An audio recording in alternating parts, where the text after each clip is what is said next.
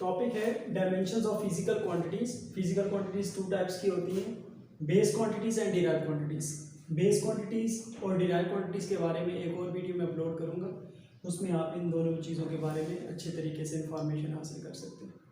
आज का जो हमारा टॉपिक है डायमेंशंस, इसमें जो चीज़ें हम पढ़ेंगे उसमें डायमेंशंस क्या होती हैं, डायमेंशनल एनालिसिस किसे कहते हैं, उसके बाद कुछ एग्जांपल्स परफॉर्म करेंगे। उसके बाद ये दो एडवांटेजेस हैं डायमेंशन एनालिसिस के, इनको हम डिस्कस करेंगे। जिसमें पहला है प्रिंसिपल ऑफ होमोजेनिटी, क्या होता है। सेकंड है हाउ टू डिराइव फार्मूला, के फार्मूले को हम किसी भी फार्मूले को डिराइव कैसे कर सकते हैं। और इसके बाद हम कुछ न्यूमेरिकल प्रॉब्लम्स हैं जो कि डायमेंशन एनालिसिस से रिलेटेड है, वो हम परफॉर्म करेंगे। हो सकता है ये वीडियो लंबी हो जाए तो इसको दो पार्ट्स में कन्वर्ट करना पड़ जाए, लेकिन इंशाल्लाह इस वीडियो को देखने के बाद आपको कोई भी प्रॉब्लम नहीं रहेगा डायमेंशन ऑफ फिजिकल क्वांटिटी से रिलेटेड। चलिए स्टार्ट करते हैं। फर्स्ट ऑफ ऑल डायमेंशंस क्या होती हैं। डायमेंशंस बेसिकली सिंबॉलिकल रिप्रेजेंटेशन होती है बेस क्वांटिटीज की। बेस क्वांटिटीज को अगर हम किसी सिंबल की फॉर्म में रिप्रेजेंट करते हैं तो उसको हम उसकी डायमेंशंस कह सकते हैं, या हम ये कह सकते हैं कि it is a qualitative representation of base quantities. Base quantities की क्वालिटेटिव रिप्रेजेंटेशंस भी हम इसको कह सकते हैं। इसकी एग्जांपल हम ऐसे ले सकते हैं, फॉर एग्जांपल हमारे पास एक बेस क्वांटिटी है लेंथ, जिसका यूनिट हमारे पास है मीटर। अब इसको सिंबॉलिकली हम रिप्रेजेंट करने के लिए इसका फर्स्ट लेटर पिक करते हैं जो कि है एल, तो हम सिंबॉलिकली इसको एल लिख सकते हैं। अब इसके बाद जो डायमेंशंस की सिंबॉलिकल रिप्रेजेंटेशन है, इसको लिखा किस में जाता है, इसको लिखा स्क्वायर ब्रैकेट्स में जाता है ऐसे। तो अगर हम इस सिंबल के इर्द गिर्द स्क्वायर ब्रैकेट्स डाल देते हैं तो ये लेंथ की डायमेंशन बन जाती है। तो लेंथ की डायमेंशन क्या होगी, कैपिटल एल। इसी तरह हमारे पास मैस है जिसका यूनिट केजी होता है। मैस स्टार्ट हो रहा है कैपिटल एम से या एम से, तो इसकी डायमेंशन हम लिखेंगे कैपिटल एम। लेंथ की डायमेंशन कैपिटल एल, मैस की डायमेंशन कैपिटल एम। इसी तरह टाइम का यूनिट होता है सेकंड और इसकी डायमेंशन हम लिखेंगे कैपिटल टी। ये तीन डायमेंशंस हैं जिनकी मदद से हम बाकी जितनी भी क्वांटिटीज हैं डिराइव्ड क्वांटिटीज, उन सब की डायमेंशंस इन तीन की मदद से हम फाइंड कर सकते हैं। तो बेसिकली यही तीन डायमेंशंस हैं जो कि बेसिक डायमेंशंस हैं, और इनको यूज करके हम बाकी क्वांटिटीज जितनी भी हैं, चाहे वो वर्क हो, फोर्स हो, एक्सेलरेशन हो, वेलोसिटी हो, डेंसिटी हो, प्रेशर हो, जितनी भी क्वांटिटीज आती हैं उनकी हम डायमेंशंस कैलकुलेट कर सकते हैं। इसमें जो मैस और टाइम है ये कंफ्यूजिंग नहीं है। यहाँ पे जो मेरी टेक्निक है वो ये है कि आप क्वांटिटीज से रिलेटेड डायमेंशंस को याद ना करें, बल्कि उनके यूनिट से रिलेटेड डायमेंशंस को याद करें। मतलब आप ये ना कहें कि लेंथ की डायमेंशन कैपिटल एल है, बल्कि आप ये कहें कि हर वो क्वांटिटी जिसका यूनिट मीटर होगा उसकी डायमेंशन कैपिटल एल होगी। हर वो क्वांटिटी जिसका यूनिट केजी होगा, किलोग्राम होगा, उसकी डायमेंशन कैपिटल एम होगी। और हर वो क्वांटिटी जिसका यूनिट सेकंड होगा उसकी डायमेंशन कैपिटल डी होगी। अगर हम इस तरह देखें तो ये दो क्वांटिटीज ऐसी हैं जो कि कंफ्यूजिंग नहीं है, क्योंकि केजी सिर्फ मैस का यूनिट है, इसलिए सिर्फ मैस की डायमेंशन ही कैपिटल एम है। सेकंड सिर्फ टाइम या टाइम पीरियड का यूनिट है, इसलिए टाइम या टाइम पीरियड की डायमेंशन कैपिटल टी आएगी। लेकिन ये जो क्वांटिटी है लेंथ, सिर्फ लेंथ का यूनिट मीटर नहीं है, बल्कि अगर हम यहाँ पे रेडियस ले लें तो उसका यूनिट भी मीटर होगा। अगर हम यहाँ पे डायामीटर ले लें उसका यूनिट भी मीटर होगा। अगर हम यहाँ पे हाइट ले लें तो उसका यूनिट भी मीटर होगा। अगर हम यहाँ पे ब्रेड्थ ले लें उसका यूनिट भी मीटर होगा। यहाँ पे अगर हम वेव लेंथ ले लें जो कि 10th क्लास में बहुत ज़्यादा यूज होता था, लैम्डा से रिप्रेजेंट करते थे, इसका यूनिट भी मीटर होता है।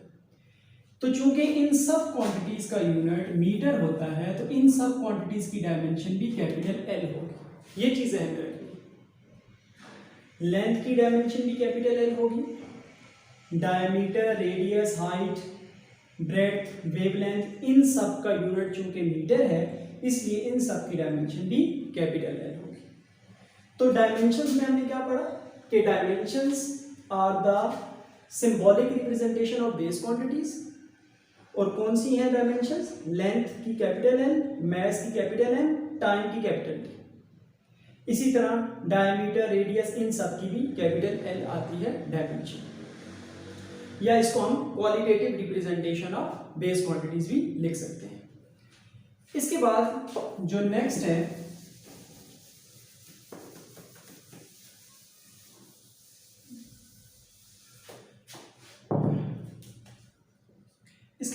Dimensional analysis. डायमेंशनल एनालिसिस क्या होता है?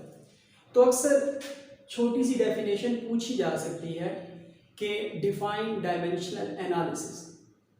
तो डायमेंशंस के मेथड को यूज करना डायमेंशनल एनालिसिस कहलाता है, या हम इसको यूं लिख सकते हैं कि the method of using dimensions is called dimensional analysis. The method of using dimensions is called dimensional analysis। के डायमेंशंस को यूज करना डायमेंशनल एनालिसिस कहलाता है। तीसरे नंबर पे एग्जांपल्स हैं। अब हमने कुछ एग्जांपल्स परफॉर्म करनी है, सॉल्व करनी है, जिससे हमें आइडिया हो कि डायमेंशंस को कैसे सॉल्व करते हैं। स्टार्ट करते हैं हम वेलोसिटी से।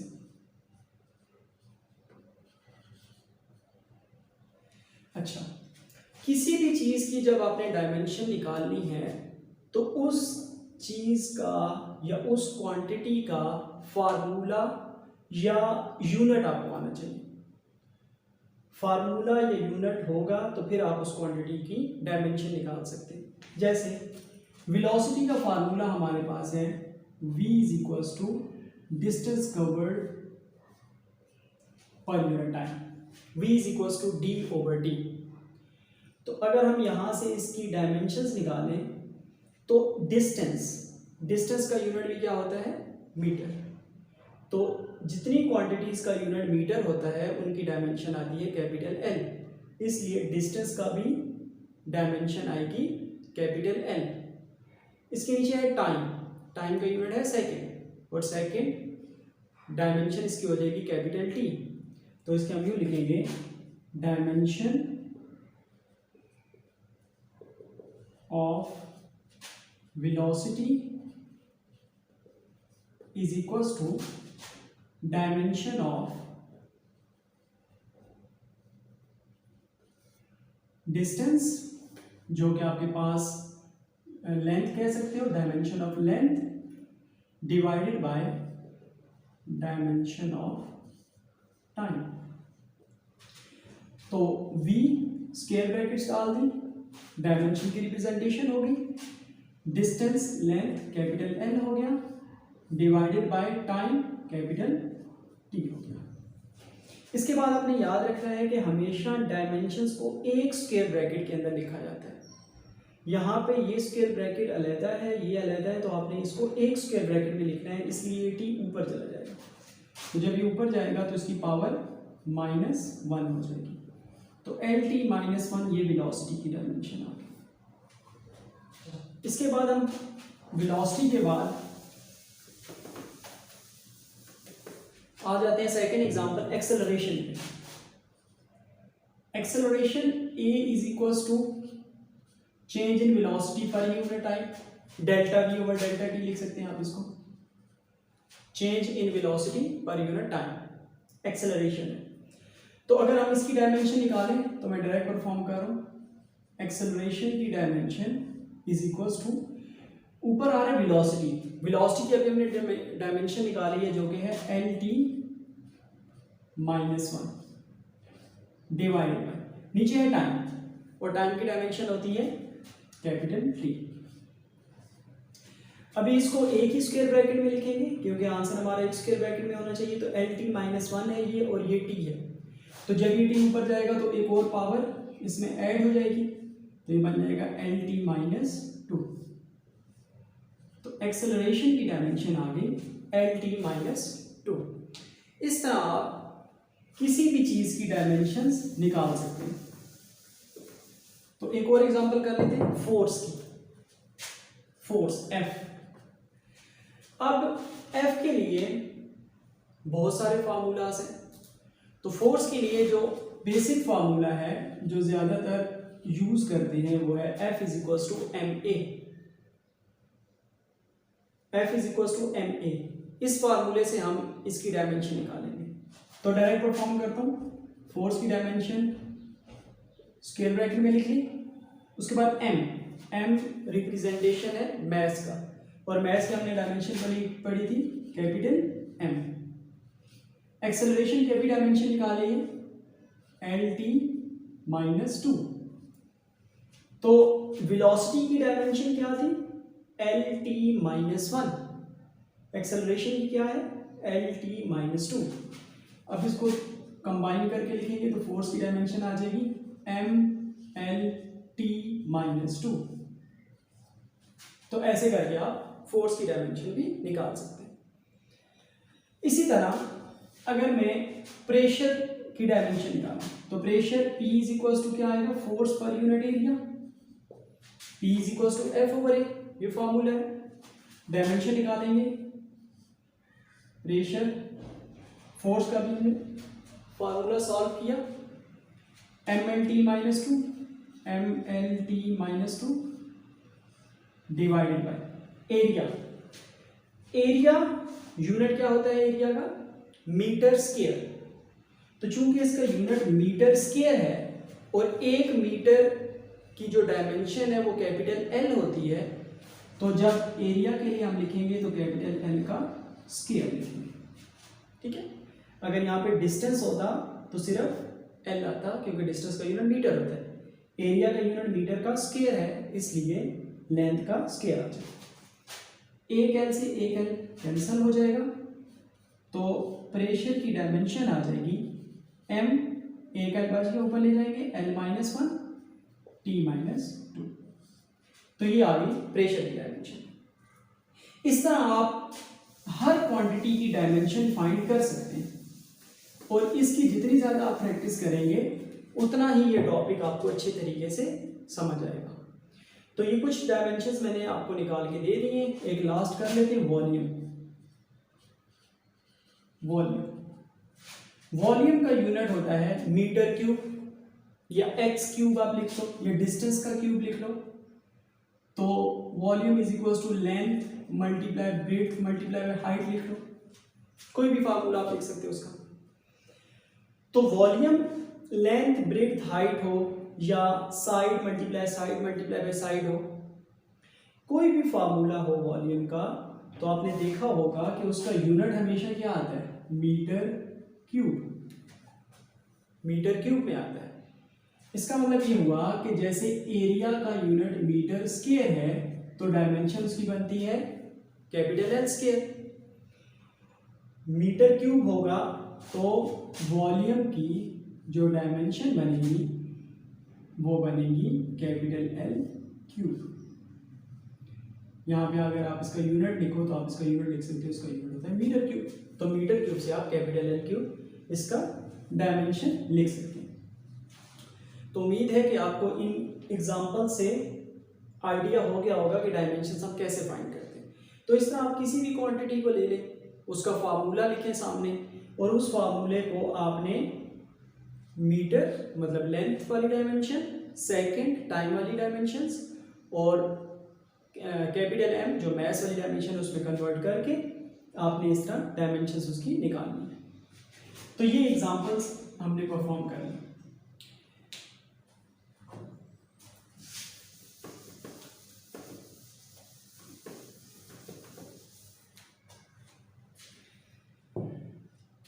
इसके बाद अब हमने ये देखना है कि इसके एडवांटेजेस क्या होंगे, यूजेस क्या होंगी, एप्लीकेशंस क्या होंगी।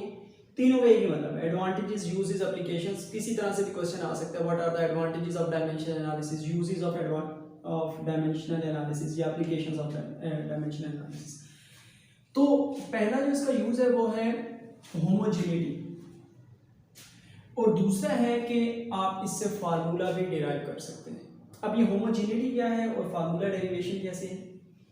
प्रिंसिपल ऑफ होमोजेनिटी ये होता है कि फॉर एग्जांपल हमारे पास एक फार्मूला है VF is equals to VI plus AT,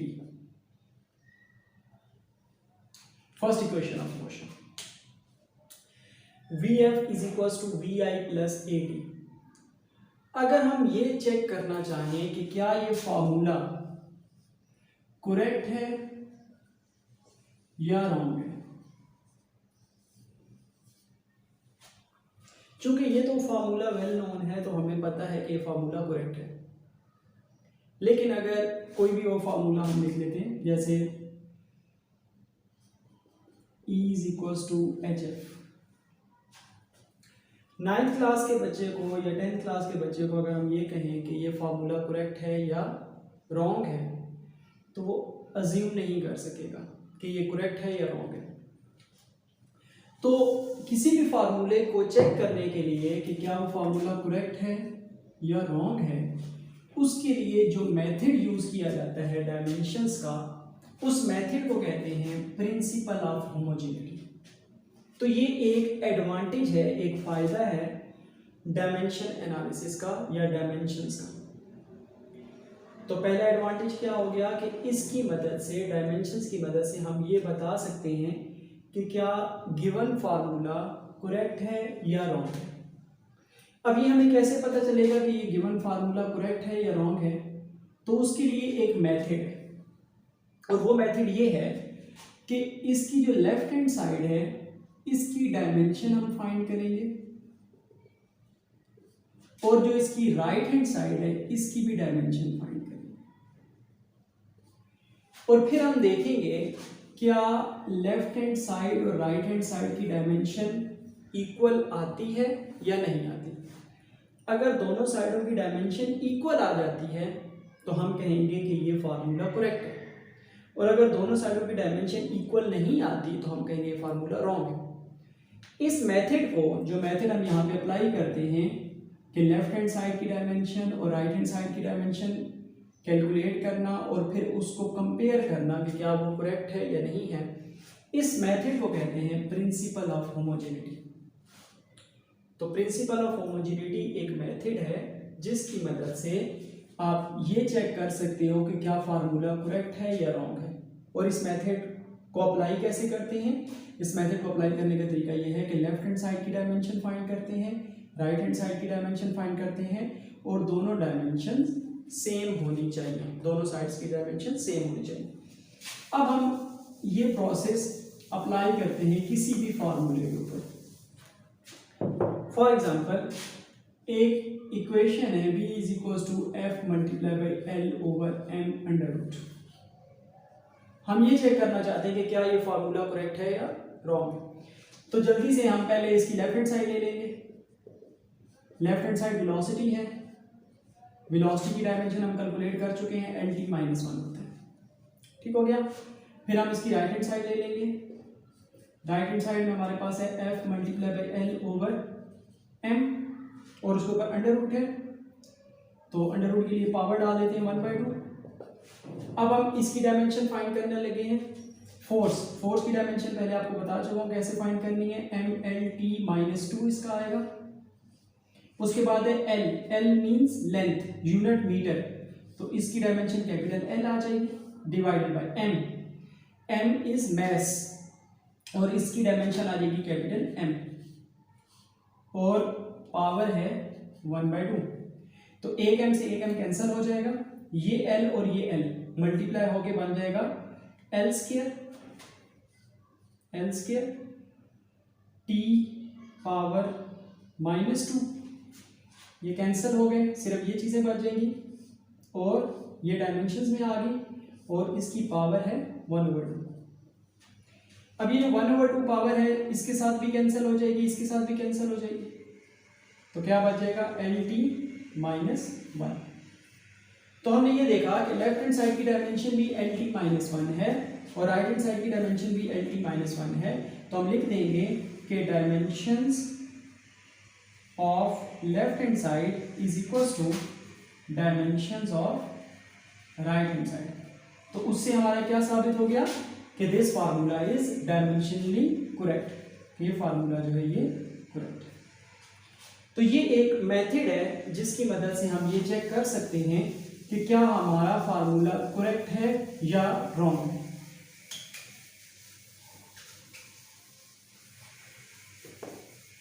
इसी तरह आप कोई भी फार्मूला चेक कर सकते हैं, कोई भी इक्वेशन चेक कर सकते हैं जो भी आपके जहन में हो। जैसे अभी मैंने थोड़ी देर पहले लिखा था VF is equal to VI plus AD। First करें हमारे पास ये क्वेश्चन आ जाता है पेपर में और वो कहते हैं कि फाइंड करो कि ये फार्मूला डायमेंशनली करेक्ट है या डायमेंशनली कंसिस्टेंट। अब इसको चेक करने के लिए हमारे पास लेफ्ट हैंड साइड के ऊपर VF है। VF मींस फाइनल वेलोसिटी, तो वेलोसिटी ही है। VI मींस इनिशियल वेलोसिटी, ये भी वेलोसिटी ही है। तो हम इसकी लेफ्ट हैंड साइड लेते हैं पहले। VF डायमेंशन इसकी आ जाएगी LT-1। Right hand side VI plus AT है। डायमेंशन कैलकुलेट करेंगे VI की, वेलोसिटी ही है तो डायमेंशन क्या हो जाएगी LT-1 प्लस एक्सेलरेशन, डायमेंशन क्या थी LT-2 और T टाइम है, डायमेंशन क्या होगा कैपिटल T। अब ये आपके पास बन गया LT-1 प्लस, इसको अगर आप कैलकुलेट करें तो L ऐसे ही आएगा, ये T-2 है और ये +1 है, तो अगर कंबाइन करें तो -1 हो जाएगा क्योंकि मल्टीप्लाई हो रही पावर्स ऐड हो जाएंगी, -2 + 1 -1।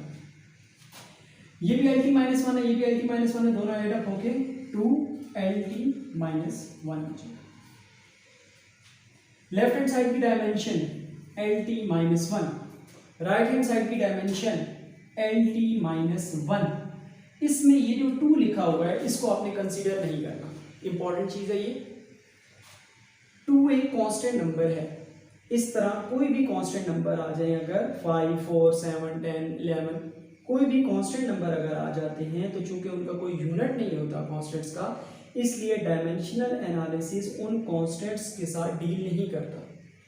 तो आप यहां पे लिख सकते हैं कि डायमेंशन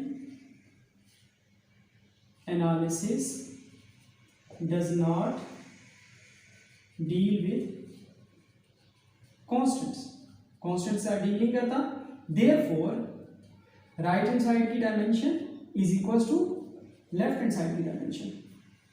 तो लेफ्ट हैंड साइड और राइट हैंड साइड की डायमेंशन इक्वल है, इसलिए फार्मूला क्या है डायमेंशनली करेक्ट है। तो इसमें आपने जो कुछ सीखा प्रिंसिपल ऑफ होमोजेनिटी तक,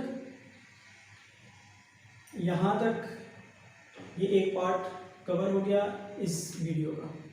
इंशाल्लाह नेक्स्ट पार्ट के अंदर हम ये सीखेंगे कि इस डायमेंशन एनालिसिस की मदद से फार्मूला को डिराइव कैसे किया जाता है और कुछ न्यूमेरिकल प्रॉब्लम भी परफॉर्म करेंगे।